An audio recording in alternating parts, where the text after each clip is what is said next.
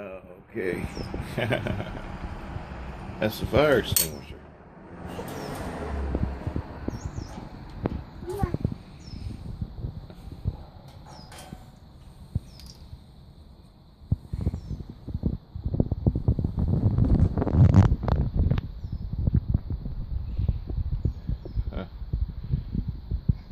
I was thinking of doing a smoke dragon for video, but then I realized that's just me exhaling smoke from my cigar or smoking apparatus or what have you. The thing I would like to talk about today is this brewing war culture that's doing exactly the same thing they did with every Bush Iraq or U.S. Iraq Middle East conflict, stoking the fears of the people. And it's not just irrational fears, now they're justified. The latest terror threat they got going on now is ISIS or ISIL. I don't really know the difference. I knew them as they were growing as ISIS, and the threat that they possess, even as everyone was celebrating pulling troops out of Iraq.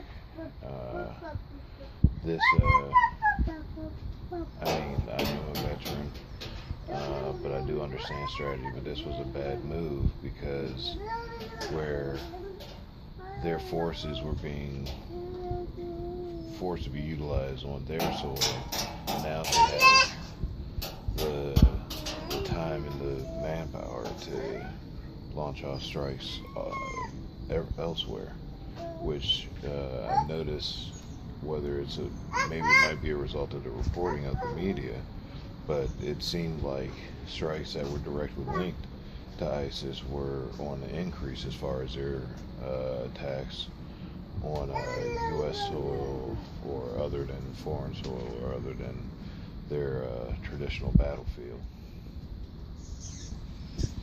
And what this quite possibly is going to mean, eventually we are going to have troops on the ground in some form or fashion or in some capacity to keep the fight there for them. But we're going to have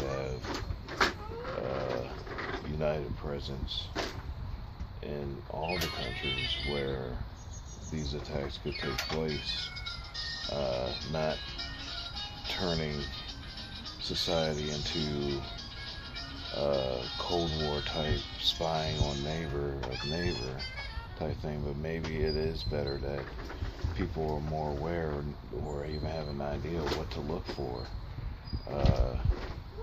in their environment, and what is the difference between Islamic radical and someone who just follows the Islamic faith and whatnot, and not just lump everyone together. But it does make me worry about returning to the States in these upcoming months.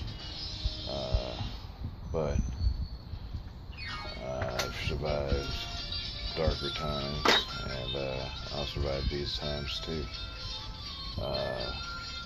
I think the comfortizing of the average American has made them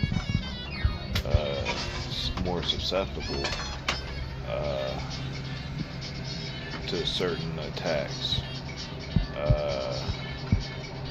Just the havoc that they could wreak, just shutting down a cell tower in a community or something, closing off communications and whatnot, and affecting a town, killing power to a small town or whatnot. I don't know, anything that they might think of to snatch headlines and snatch attention. I think one of the best moves that was done in the media is they didn't broadcast the actual beheading. They spoke upon it and whatnot, but they, as far as CNN, which is my only news outlet for TV, uh, but they didn't broadcast the actual beheading video, which robbed them of some of their power, unlike it was done in the previous beheading or another beheading that set off the whole insurgence into the Iraq War. Images have power, and the image that ISIS wants to portray is the most ruthless terrorist organization out there. How do you conquer someone by that prides themselves on their image? Just by attacking their image, making it something so vile that no one would want to be connected with it. Anywho, that's my thought for today. I'm gonna go ahead and finish tending to my daughter, finish my cigar, finish my thought. So laters, gators. Say laters, gators. Laters, gators. Laters.